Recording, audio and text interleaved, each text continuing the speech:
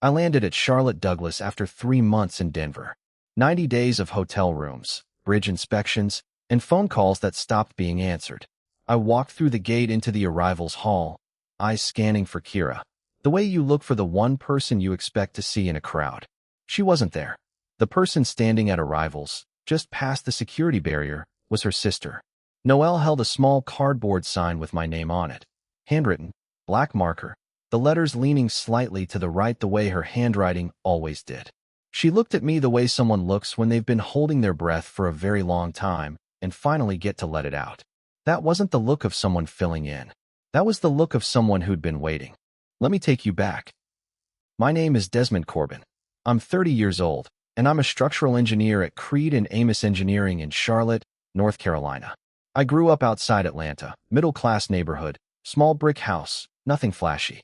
My father was an electrician who came home every evening with copper dust under his fingernails. My mother was a nurse who worked night shifts and still had breakfast on the table by 7. They taught me two things: show up and don't talk louder than you need to. I took both lessons to heart, probably a little too well. I moved to Charlotte at 28 for a field engineer position. New city, no connections, a one-bedroom apartment in South End with a view of the light rail tracks. Mornings I ran along the Greenway. Evenings I read or watched documentaries about things most people don't care about: bridge failures, deep-sea engineering, load distribution physics. That was me. Quiet, observant, more comfortable being alone than I probably should have been at 28. I met Kira Linden at a rooftop party on a warm March evening. String lights, music too loud, people laughing in clusters near the railing. Kira was the kind of person who rearranged a room's gravity just by walking into it. Loud laugh, bright dress, always the center of whatever circle formed around her. I was in the corner holding a beer I'd barely touched, and she came over and asked me why I looked like I was solving a math problem. I smiled. She smiled bigger. 2 months later we were official. At first it was good. The way opposites attract always feels good before you realize the gap isn't tension, it's distance. She was color and noise. I was structure and silence. For a while it worked. Or it looked like it worked, which I've learned is not the same thing. 3 months in, Kira invited me to a family cookout at her parents' place in Mint Hill. That's where I met Noelle. Everyone was inside laughing, but Noelle was on the back porch steps, alone, a book in her lap with a cracked spine. Late afternoon sun cut through the fence slats and fell across her shoulders. I sat down because the noise inside was too much, and she didn't look up right away. She just said, "You design bridges or buildings?" Like she already knew I was an engineer but wanted the specifics. That was the first time someone asked me about my work and actually wanted to hear the answer. Over the months that followed, the contrast between the sisters sharpened quietly. Kira called my job some construction thing when introducing me to friends. Noelle remembered the name of a project I'd mentioned once over dinner. Kira changed her profile picture weekly.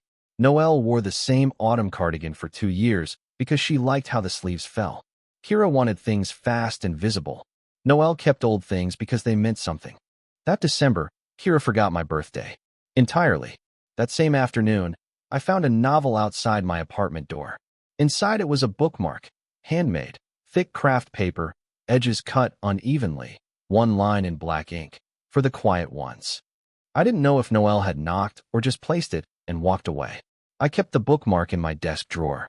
I didn't put it with the junk mail or toss it in the recycling bin the way I would have with anything else. I just placed it in the drawer, face up, and closed it. I told myself it was a nice gesture. Looking back, I think part of me already understood it was more. I just wasn't ready to see it. In February, I got the Denver assignment. 3 months of federal overpass inspections and stress testing. I told Kira over dinner. She nodded, said, "That's a long time," and went back to her phone. Before I left, Noelle handed me another book at a family dinner. "For the long flight," she said.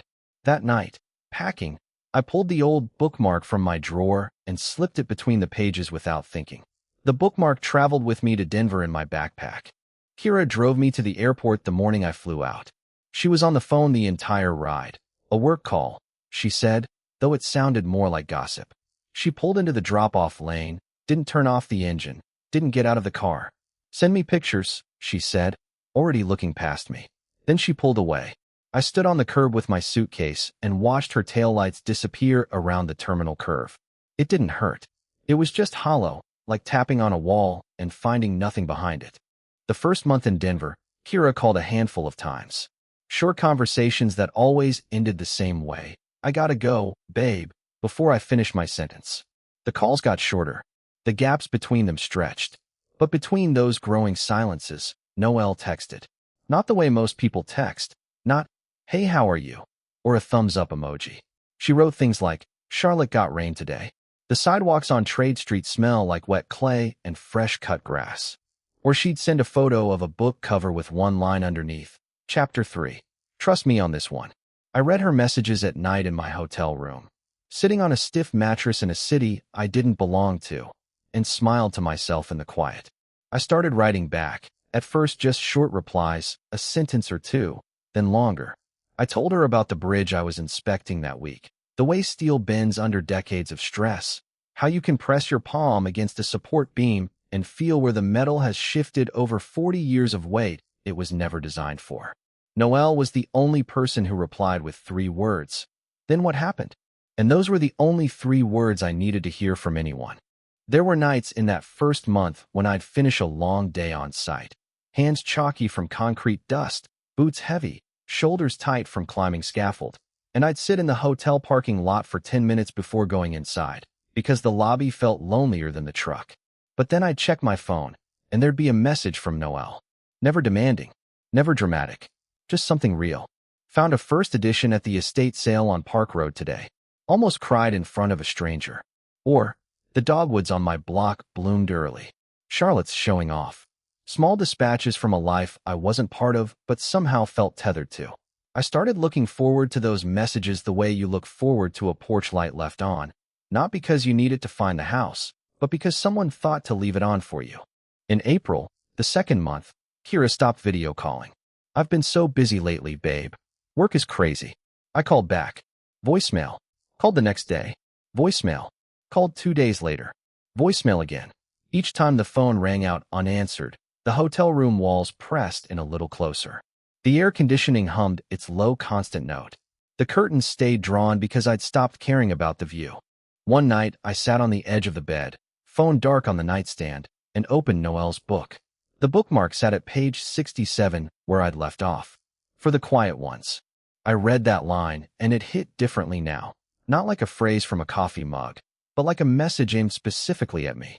Like Noelle had written it knowing that someday I'd be sitting alone in a room 1,000 miles from home, needing exactly those 4 words.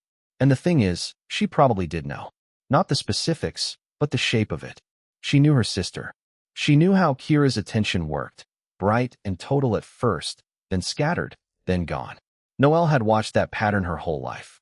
And she'd put those 4 words in my hands like a supply kit for a storm she could already see forming on the horizon. And she kept texting. Steadily. Reliably. Not every day, but with a rhythm I'd started counting on without realizing it. One night, around 11, Denver time, she sent something longer than usual. I was organizing a 19th century manuscript collection in the library basement today. Found a letter someone wrote to a person who'd traveled far away. 1847.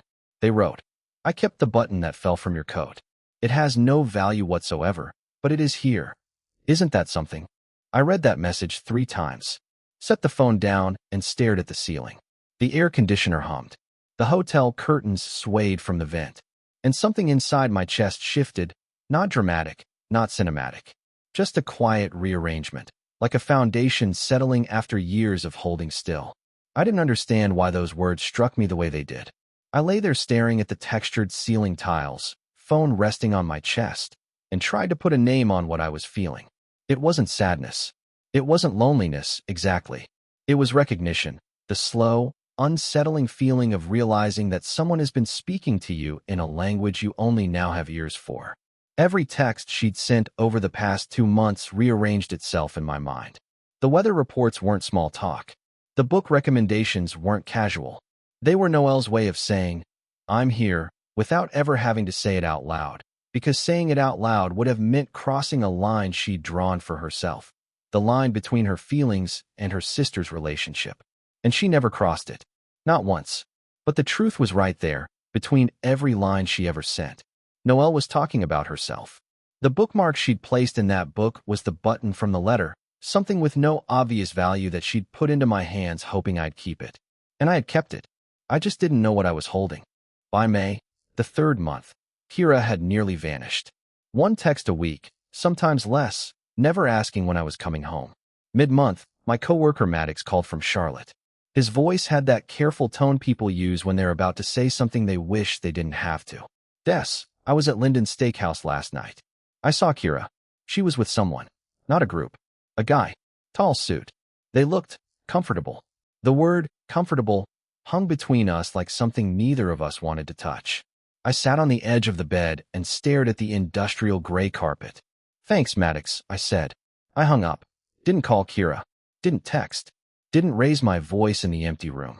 I just sat there, looking at the bookmark sticking out of page 123, and for the first time allowed myself to think clearly.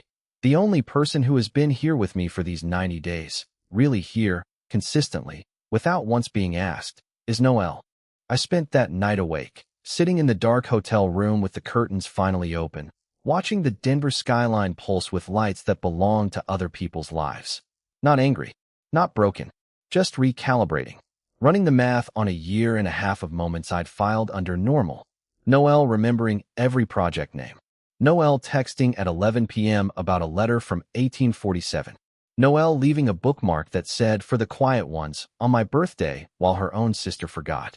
The evidence had been stacking for months, and I'd been treating it like background noise. 2 days before my flight, I texted Kira, "I'm flying back Saturday. For p.m. arrival at CLT. The message showed seen almost immediately. No reply. No, I'll be there. Just seen, which is its own kind of answer. Maybe the most honest one she'd given me in months. I set the phone on the nightstand, closed the book, and slipped the bookmark into the chest pocket of my jacket. Close to my ribs. Close to whatever was beating underneath. The next morning, I boarded the plane. Noelle drove me home from the airport in her old Civic. The radio played low, a soft station she'd already tuned, like she'd thought about what the silence would feel like and wanted something gentle underneath it. The car smelled like old books and Earl Grey, Noelle's atmosphere, though I couldn't have named it then. I just knew the car felt familiar in a way Kira's never had. "Where's Kira?" I asked. She had something come up. Noelle's voice was flat, the kind of flat that comes from choosing every word carefully and still landing on the wrong ones. I didn't press. The bookmark had slipped from the book in my backpack on the rear seat. I reached back, felt the craft paper, and returned it to my jacket pocket. Noelle's eyes caught my hand in the rearview mirror for half a second, then went back to the road. We pulled in as the sun dropped low, that amber Charlotte gets in late May. I unlocked my apartment door and stepped inside. Everything looked right, but wrong. The coat hooks on Kira's side were empty. The bathroom shelf, no perfume, no makeup bag, no scattered hair ties. The closet, half the hangers bare, swinging from the draft. Kira had moved her things out while I was in Denver, piece by piece, so that by the time I noticed there wouldn't be enough left to argue about. Noelle stood in the doorway behind me. She didn't step inside. She didn't offer words of comfort or attempt an explanation. She just watched me take it all in. The bare shelf, the missing bottles, the hangers tapping against each other in the draft like a soft, irregular clock counting down to something I already knew. I checked the nightstand drawer, empty. The kitchen windowsill, no hair clip. Even the Asheville magnet was gone. She'd been thorough. I walked back to the living room, hands in my jacket pockets. My right hand closed around the bookmark. Noelle was still at the door, one hand on the frame, watching me with an expression that wasn't pity. It was something closer to grief on someone else's behalf. "I'll let you settle in," she said quietly. Then she turned and walked to her car, and I listened to the engine start and fade down the block. The apartment went still. Just me, a half-furnished life, and the hum of the refrigerator keeping time behind the wall. 2 days later, Kira called. No apology, just explanation, delivered in the same efficient tone you'd use to cancel a subscription you'd already stopped using. She was with someone. Leland Pryor. A real estate developer, successful, confident, the kind of man who didn't stand in corners at parties or spend his evenings reading about bridge failures. They'd been together for a while, she said, which could have meant weeks or months. The vagueness was deliberate, designed to keep me from calculating exactly when she'd made the switch. She said I was never really there for her, that 3 months in Denver was all the proof she needed. She said she deserved someone who made her a priority. I listened without interrupting. You can't convince someone to feel something they've already stopped feeling, and you can't fight a verdict decided before you walked into the courtroom. When she hung up, the apartment was so quiet I could hear the refrigerator compressor cycling on and off behind the kitchen wall, steady and mechanical, the only thing in the room still doing its job. A week later, Noelle knocked on my door. 2 soft knocks, then a pause, not impatient, just giving me space to decide whether I wanted company. I opened it. She was holding a brown paper grocery bag, rice, eggs, soy sauce, a few oranges, a small bottle of sesame oil. She didn't ask, "Are you okay?" She didn't say, "I'm sorry about Kira." She just walked past me into the kitchen, set the bag on the counter, and started cooking. Garlic hit the hot oil and the apartment filled with a smell that was the opposite of everything that had been sitting in these rooms for the past week. Emptiness, stale air, the faint chemical scent of cleaning products Kira must have used when she wiped down the surfaces she was leaving behind. Noelle put a plate of fried rice in front of me, poured 2 glasses of water, and sat across the table. We ate without a single word. It was the first hot meal I'd had in 4 days, and it tasted like someone giving a damn. When she left that evening, the apartment smelled different. Better, like someone had been there who wanted to be. She came back 3 days later with soup. Then the following Tuesday with oranges and a new book. Each visit was brief, quiet, unannounced. She never overstayed, never pressed me to talk about Kira or the future. She just showed up, did something real, and left the door open. The next week, I finished the book she'd given me before Denver. I called her to talk about it. The ending, the way the author dissolved the final chapter slowly instead of tying things up, the secondary character I'd dismissed early, who ended up carrying the entire emotional weight of the story. The call lasted 2 hours. Noelle argued that the secondary character was never a throwaway. The signs were planted from page 30 if you were paying attention. I disagreed. She pushed back with specific page numbers. I conceded a point. She conceded another. And somewhere in that back and forth, for the first time since walking into a half-empty apartment, I forgot about the bare hangers in my closet. Noelle started coming around more often after that. Friday evenings for documentaries. Sunday afternoons with a new book. One evening, she left her cardigan draped over the arm of the sofa, gray wool, thin, slightly pilled at the wrists, carrying the faint smell of old paper from the library basement. I folded it on the armrest. Didn't text her to come get it. She didn't ask. About a month after I got back, Kira appeared at my door. Leland stood behind her, navy suit, oversized watch, cologne that entered the room before he did. Kira wanted a necklace she'd left in the bathroom. I let them in.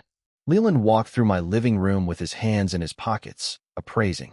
"Cozy place," he said, the way a listing says charming when it means small. Kira went to the bathroom. Leland browsed my bookshelf like he was looking for something to judge. Kira came back out and stopped. Her eyes found the sofa. Noelle's cardigan, folded on the armrest. She recognized it instantly. Her sister's. Her face shifted, not hurt, something sharper. "That's Noelle's. You know she's had a thing for you since day one, right? She probably loved watching us fall apart. Counted the days until she could step in and play the good sister." Leland let out a short laugh behind her, not amused, just confirming something he'd already assumed about me. The laugh was a verdict wrapped in a sound. Kira pocketed the necklace with a soft click. "Ask my little sister if she just happened to show up at the airport." She dropped the line like a lit match and walked out. Leland pulled the door shut with the kind of force that said he'd already forgotten the room existed. I stood in the middle of my living room, staring at the cardigan. Kira's words didn't sting because they were cruel. They stung because somewhere inside the cruelty was a piece of truth. And if it was true, if Noelle had carried feelings for me this whole time, then every text, every book, every silent plate of rice, every Friday evening on this sofa held a second layer I hadn't let myself see. That evening, I drove to Noelle's apartment in Noda, second floor of an old building with dark red paint peeling at the corners, a narrow staircase with a railing that wobbled when you leaned on it. I knocked. She opened the door, hair pulled back loose, barefoot on the hardwood, a book held face down, in one hand with her thumb saving the page. She looked at my face, and she knew. I could see it in the way her shoulders dropped just slightly, the way she stepped back from the door without me asking to come in. I told her what Kira said, calmly, without accusation. I repeated the words. Kira said you've had feelings for me since the beginning. She said you didn't come to the airport because she asked you to. Then I stopped. The apartment was quiet except for a neighbor's television through the wall, muffled, distant, someone else's world continuing while ours held still. Noelle didn't deny anything. She didn't cry. She walked to the windowsill and sat, paint cracking at the corners, white over old wood, and placed both hands on her knees. She looked at the scuffed hardwood floor. The bookshelf behind her was packed 2 rows deep. Hundreds of spines, hundreds of stories about other people's lives. And here she was, sitting in the middle of her own, about to tell the hardest truth she'd ever told. The silence lasted 10 seconds. It felt like 10 minutes. Kira didn't ask me, she said. Her voice was steady, not rehearsed, but considered, like she'd known this conversation would come eventually and had thought about every word without practicing them out loud. She didn't even know what day you were coming home. I knew because you texted her, and she left her phone on the kitchen table when I stopped by. Your message was sitting right there on the screen. Seen. No reply. So I drove to CLT and waited because I wanted to make sure that when you walked out of that gate, someone was standing there. I stayed leaning against the doorframe. The reading lamp cast a warm circle on the floor between us. Noelle continued.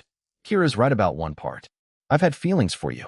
For a long time, longer than I want to admit. But I never did anything about it. I didn't interfere. I didn't say a word. I just was there. And I know that's not entirely fair to you, because every book I gave you, every message I sent at midnight, you thought it was friendship. You thought it was just Noelle being Noelle. But on my side it wasn't. Not entirely. And I'm sorry for that, for letting you think something was simple when it wasn't. Silence settled over the room. Not awkward silence. Heavy silence. The kind that holds weight because someone just set something honest down in the middle of it, and neither person knows what to do next. The reading lamp hummed faintly. A car passed outside, headlights sweeping across the ceiling and disappearing. I looked down at my hands, and inside my jacket pocket my fingers found the edge of the bookmark. Craft paper, soft now from 3 months pressed against my ribs. For the quiet ones. Standing in Noelle's apartment with her honest words still settling between us, I finally understood what that line had always meant. It wasn't a quote she'd found somewhere. It wasn't a decorative phrase. It was what Noelle saw when she looked at me. The one quiet person she noticed in every loud room. The one she chose to speak to when speaking wasn't easy. She'd written it down and tucked it into a book and handed it to me. And it had traveled 1,000 miles in my chest pocket. And I'd been carrying her heart in 4 words without ever reading it properly. I didn't say, I feel the same. Not yet. Because I didn't have the full shape of it. Only the edges. What I knew was this. For 3 months in Denver, the person I wanted to tell everything to wasn't Kira. When I found a stress fracture in a bridge beam, I texted Noelle. When the hotel room pressed in at midnight, I opened Noelle's messages. When I laughed, it was at something she'd written. That wasn't friendship anymore. But I wasn't ready to name it. Not while the sting of Kira's exit was still fresh. Not while empty hangers still swayed in my closet. I said, I need some time. But I don't want you to disappear. It was the most honest thing I'd said to anyone in months. Not a promise. Not a rejection. Just the truth. Laid out plainly, the way I'd lay out a structural report. Here's what I know. Here's what I don't. Here's where I am. Noelle nodded once. She didn't reach for me. She didn't pull back. She didn't fill the silence with reassurance or try to make the moment smaller than it was. She just let it be what it was. 2 people standing on either side of something new, deciding whether to step forward. Then she opened the door a little wider and asked, Do you want tea? I stepped inside. And that night we sat in her small living room. Bookshelves floor to ceiling stacked 2 deep, the reading lamp casting amber light, the faint smell of Earl Grey and old binding glue, and talked until the streetlights outside clicked off one by one. About books. About bridges. About the difference between things that are built to last and things that only look like they are. After that night, nothing changed dramatically, and that was exactly the right pace. Noelle didn't become my girlfriend the next morning. No grand declaration, no movie scene kiss. We were 2 people who understood each other more honestly now. walking carefully through the open space between knowing and choosing, letting the ground firm up beneath us before putting full weight on it. About 2 months later, I invited Noelle to an old bookshop on Trade Street, a narrow storefront with creaking wood floors and shelves so packed that books were stacked sideways on top of other books, spilling off tables, piled under the staircase. The place smelled like aged paper and beeswax from the candles the owner burned near the register. We spent 2 hours in there. Noelle found a first-edition poetry collection she'd been hunting since college. She held it with both hands like it might dissolve if she gripped too hard. I stood in a corner reading something I'd grabbed at random, and for a long while neither of us spoke. The silence between us wasn't empty. It was shared. Before we left, I bought a bookmark from a display near the door. This time for her. Leather, machine-cut, smoother than the rough craft paper one she'd made for me.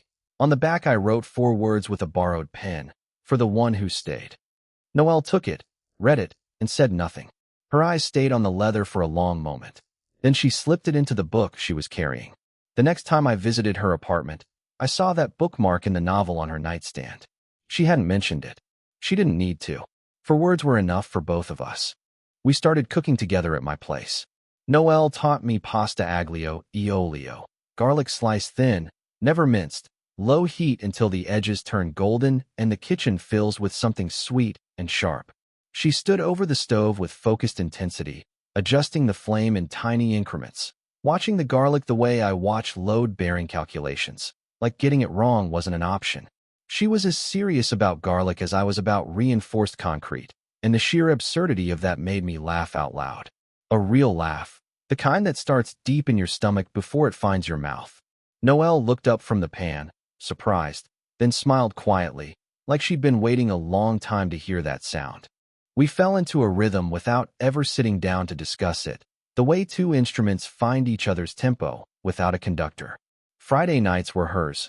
Old film noir, black and white, shadows and whispered dialogue in trench coats.